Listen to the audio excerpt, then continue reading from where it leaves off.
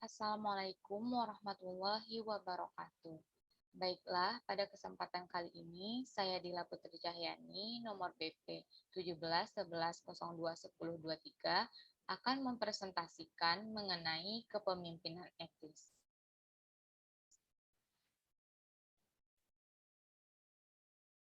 Yang pertama yaitu definisi kepemimpinan etis. Kepemimpinan adalah kemampuan atau otoritas untuk membimbing dan mengarahkan orang lain menuju suatu tujuan. Kebanyakan orang setuju bahwa kepemimpinan yang efektif sangat penting bagi sebuah perusahaan. Keputusan etis adalah salah satu dimensi kepemimpinan. Di dalam suatu perusahaan yang sukses berkembang berdasarkan kepemimpinan dan kemampuan kreatif dari pendirinya. Hal-hal yang dibutuhkan oleh pemimpin yang etis yaitu yang pertama, pemimpin etis membutuhkan karakter yang baik. Yang kedua, pemimpin etis juga membutuhkan keterampilan untuk memimpin dan membimbing orang lain. Yang ketiga, para pemimpin etis tidak boleh menutup mata terhadap pelanggaran yang diamati. Kekuatan pemimpin etis melibatkan mengenali kelemahan mereka sendiri dan mengandalkan orang lain untuk membantu mereka. Yang keempat, yaitu pemimpin etis mendorong karyawan untuk mencapai potensi penuh mereka dan menekankan peran mereka sebagai pencipta nilai yang penting. Mereka juga harus mencoba mengembangkan kebijakan dan prosedur yang memberikan insentif kepada mereka, yang melatih para pemimpin baru mengembangkan pemimpin harus menjadi harus mengembangkan kepemimpinan harus menjadi proses siklus atau tidak pernah berakhir dalam satu organisasi. 7 kebiasaan pemimpin etis yang kuat. Yang pertama yaitu pemimpin yang beretika memiliki karakter pribadi yang kuat. Yang kedua, pemimpin yang beretika memiliki hasrat untuk melakukan yang benar. Yang ketiga, pemimpin yang beretika adalah proaktif. Yang keempat, pemimpin yang etis mempertimbangkan kepentingan semua pemangku kepentingan. Yang kelima, pemimpin yang beretika adalah panutan bagi nilai-nilai organisasi. Yang keenam, pemimpin yang etis, transparan, dan terlibat aktif dalam pengambilan keputusan. Yang ketujuh, pemimpin etis mengambil pandangan holistik budaya etis perusahaan. Selanjutnya, kepemimpinan etis dan budaya organisasi.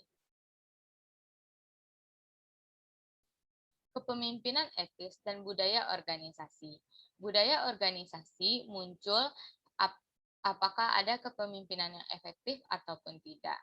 Yang etis dimensi tergantung pada bagaimana pemimpin perusahaan mempengaruhi budaya. Dalam organisasi di mana para pemimpin toleran atau acuh tak acuh terhadap pelanggaran budaya mungkin akan berkembang di mana karyawan mengambil jalan pintas untuk mengambil risiko dalam suatu organisasi untuk memajukan advance karirnya. Di sisi lain, pemimpin etis mengakui bahwa budaya organisasi akan berdampak langsung pada perilaku karyawan dan melakukan upaya yang lebih besar untuk mempromosikan budaya etika dan kepatuhan. Pemimpin membantu mengatur nada untuk budaya seperti melalui nilai-nilai bersama, sikap, dan praktis etis. Selanjutnya yaitu mengelola konflik etika. Konflik etis terjadi ketika ada dua atau lebih posisi pada keputusan etis. Terkadang konflik etika ini muncul karena karyawan merasa tidak nyaman dengan diri mereka sendiri atau keputusasaan rekan kerja mereka. Salah satu manfaat dari konflik etika adalah membantu menunjukkan masalah etika. Pengambilan keputusan etis tidak terjadi kecuali Masalah etika diidentifikasi dan perlu diselesaikan. Seorang karyawan dapat memilih untuk mendekati konflik dengan salah satu dari 5 cara berikut. Yang pertama, abaikan masalah. Yang kedua, hadapi orang lain. Yang ketiga, laporkan konflik kepada manajemen. Yang keempat, menggunakan hotline. Yang kelima, terlibat dengan whistleblowing eksternal. Selanjutnya yaitu gaya manajemen konflik. Gaya manajemen konflik. Ada banyak contoh di tempat kerja ketika seseorang pemimpin harus turun tangan untuk menyelesaikan masalah etika konflik. Bagaimana seorang pemimpin mendekati suatu konflik, menentukan strategi mana yang dia adopsi ketika menyelesaikan konflik tersebut. Ada 5 gaya manajemen konflik, yaitu yang pertama bersaing, yang kedua menghindari, yang ketiga mengakomodasi, yang keempat berkolaborasi, yang kelima berkompromi. Gaya-gaya ini berdasarkan 2 dimensi, yaitu ketegasan dan kooperatif. Ketegasan bertindak dalam kepentingan terbaiknya sendiri, sedangkan kooperatif berarti bekerja untuk kepentingan terbaik dari orang lain. Pembahasan selanjutnya yaitu mengenai pemberdayaan pemimpin etis para karyawan. Etika memimpin dalam suatu organisasi tidak dapat membuat setiap keputusan etis sendiri. Faktanya bahwa keputusan sehari-hari tidak akan dibuat oleh manajemen, tetapi oleh karyawan. Karyawan terus-menerus menghadapi tekanan dan peluang organisasi di tempat kerja mereka terlibat dalam perilaku etis ataupun pelanggaran. Karena keputusan karyawan memiliki dampak yang luas dalam organisasi, pemimpin etis harus memberdayakan karyawan untuk membuat keputusan etis dan bertanggung jawab atas perilaku mereka. Karyawan di semua level organisasi harus memiliki kesempatan untuk mengembangkan dan menggunakan keterampilan kepemimpinan yang etis.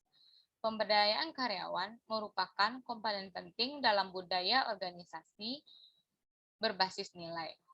Budaya organisasi yang berbasis nilai mendorong karyawan untuk mengungkapkan keprihatinan, mengemukakan masalah etika, dan mengambil pendekatan proaktif untuk menyelesaikan konflik.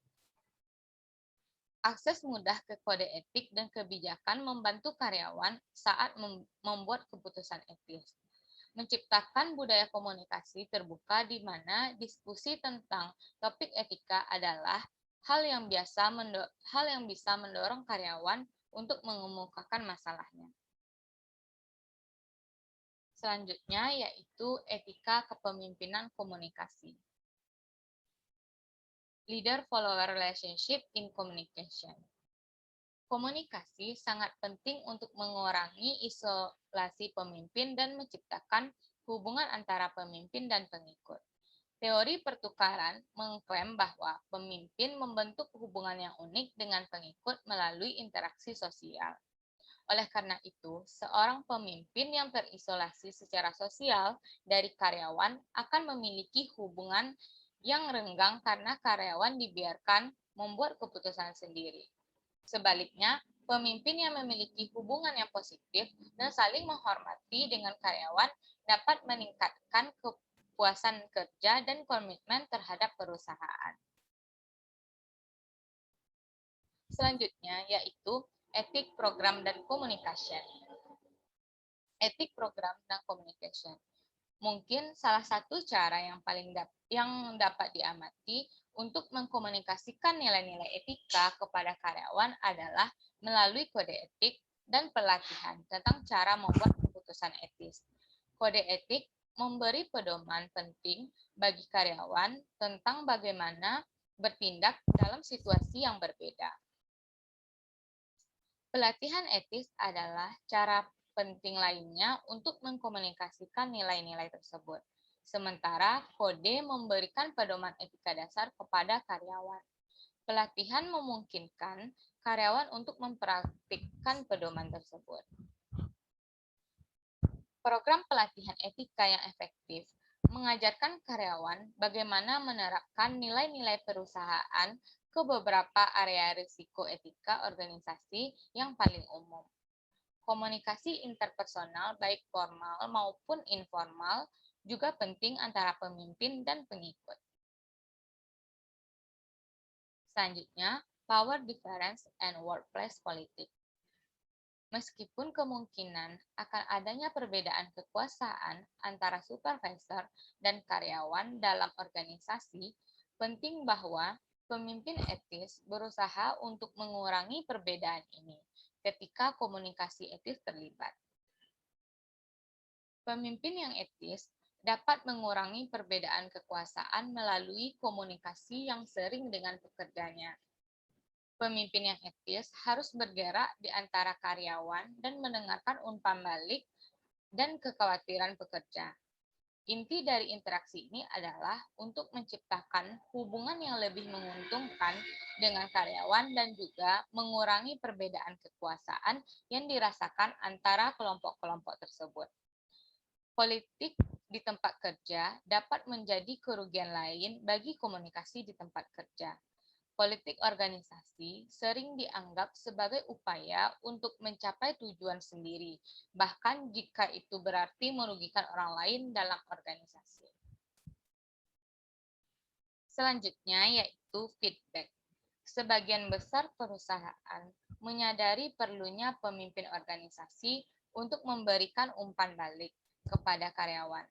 Nah, umpan balik ini dapat terjadi melalui metode informal seperti percakapan sederhana atau melalui sistem yang lebih formal seperti evaluasi kinerja karyawan. Pemimpin yang etis memahami pentingnya umpan balik positif dan negatif bagi karyawan.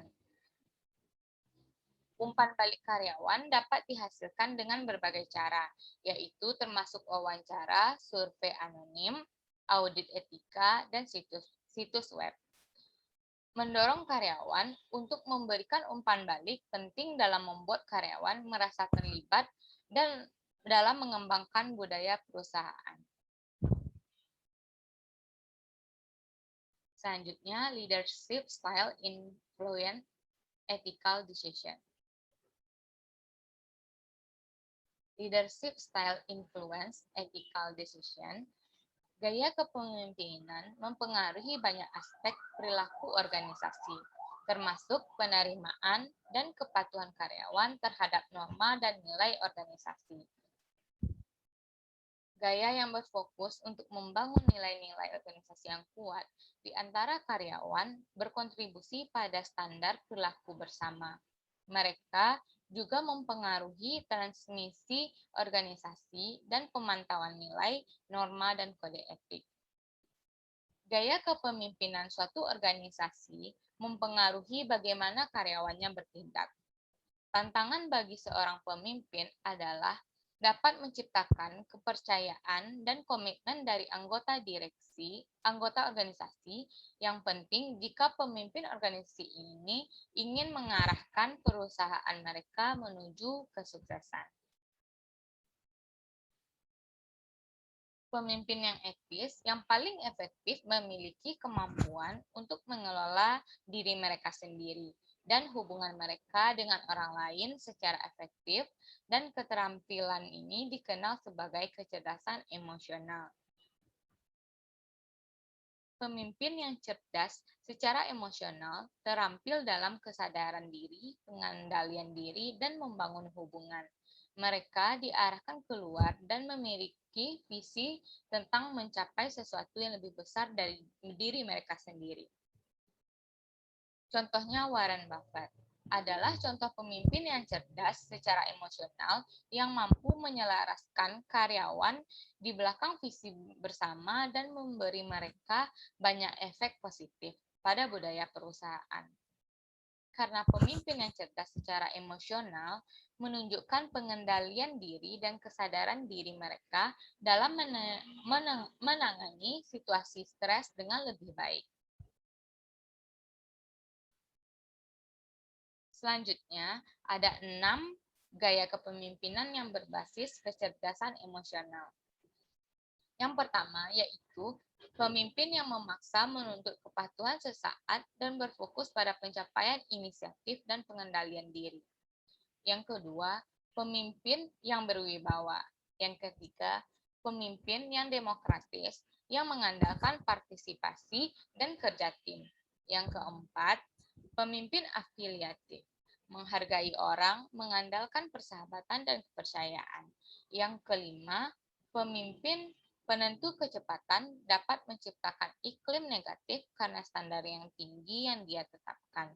Yang keenam, pemimpin pembinaan membangun iklim positif dengan mengembangkan keterampilan untuk mendorong kesuksesan jangka panjang, mendelegasikan tanggung jawab, dan dengan terampil mengeluarkan tugas yang menantang. Selanjutnya, the radar model.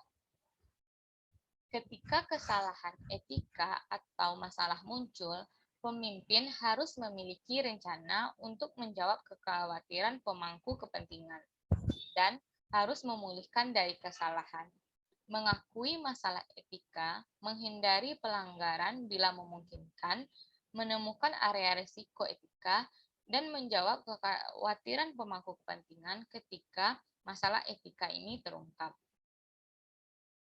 Dan memulihkan dari bencana kesalahan dengan memperbaiki kelemahan dalam program etika.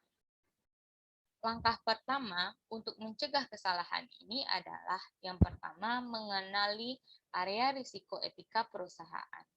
Pemimpin yang etis harus menentukan masalah apa yang paling mungkin dihadapi perusahaan sehingga kontrol dalam yang dapat diterapkan untuk membatasi peluang pelanggaran tersebut. Kemudian setelah mengidentifikasi area risiko etika, pemimpin etis harus mengembangkan kebijakan dan prosedur untuk mendeteksi dan menghindari kesalahan. Kemudian, melakukan discovery, melibatkan pengungkapan area risiko etis secara proaktif yang dapat mengarah kepada pelanggaran.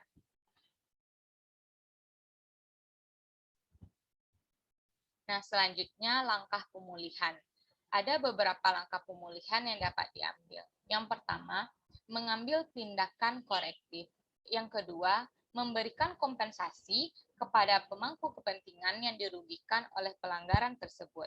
Yang ketiga, menyatakan penyesalan atau atas kesalahan tersebut. Yang keempat, memperkuat reputasi perusahaan dengan pesan-pesan yang positif. Yang terakhir yaitu mengenai kesimpulan. Kepemimpinan adalah kemampuan atau otoritas untuk membimbing dan mengarah orang lain menuju suatu tujuan. Keputusan etis harus menjadi salah satu dimensi kepemimpinan. Kepemimpinan etis ini memiliki dampak yang signifikan pada pengambilan keputusan etis karena pemimpin memiliki kekuatan untuk memotivasi orang lain dan menegakkan norma serta kebijakan organisasi. Keterampilan kepemimpinan etis ini dikembangkan melalui pelatihan, pengalaman, pembelajaran selama bertahun-tahun dari praktik kepemimpinan terbaik lainnya. Kepemimpinan etis juga melibatkan pemodelan nilai-nilai organisasi, menempatkan apa yang terbaik untuk organisasi di atas kepentingan pemimpin itu sendiri, melatih dan mengembangkan karyawan sepanjang karir mereka, membangun mekanisme pelaporan, memahami nilai dan persepsi karyawan, dan mengenali batas-batas, aturan, dan nilai organisasi. Manfaat dari kepemimpinan etis ini ialah yang pertama, kepemimpinan yang etis mendorong karyawan untuk bertindak dengan cara yang etis dalam lingkungan kerja sehari-hari. Yang kedua, kepemimpinan yang etis juga dapat menyebabkan kepuasan karyawan dan komitmen karyawan yang lebih tinggi.